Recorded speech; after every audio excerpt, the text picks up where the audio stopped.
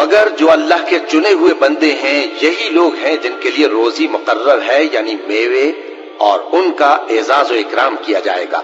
نعمت کے باغوں میں ایک دوسرے کے سامنے تختوں پر بیٹھے ہوں گے، شراب لطیف کے جام کا ان میں دور چل رہا ہوگا جو رنگ کی سفید اور پینے والوں کے لیے سراسر لذت ہوگی، نہ اس سے درد سر ہو اور نہ وہ اس سے بہکیں۔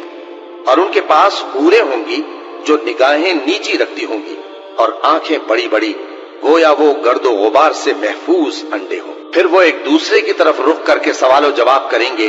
ایک کہنے والا ان میں سے کہے گا کہ میرا ایک ساتھی تھا جو کہتا تھا کہ بھلا تم بھی ایسی باتوں کی تصدیق کرنے والوں میں ہو؟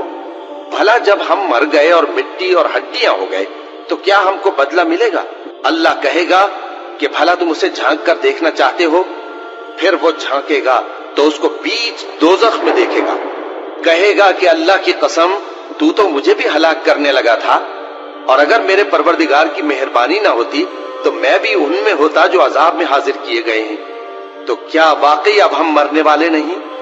ہاں، جو پہلی بار مرنا تھا سو مر چکے، اور ہمیں عذاب بھی نہیں ہونے کا۔ بے شک یہی تو بڑی کامیابی ہے۔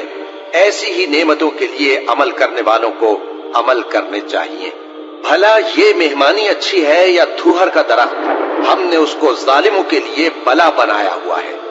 وہ ایک درخت ہے کہ جہنم کی تہ میں اگے گا، اس کے خوشے ایسے ہوں گے جیسے شیطانوں کے سر، سو وہ اسی میں سے کھائیں گے اور اسی سے پیٹ بھریں گے۔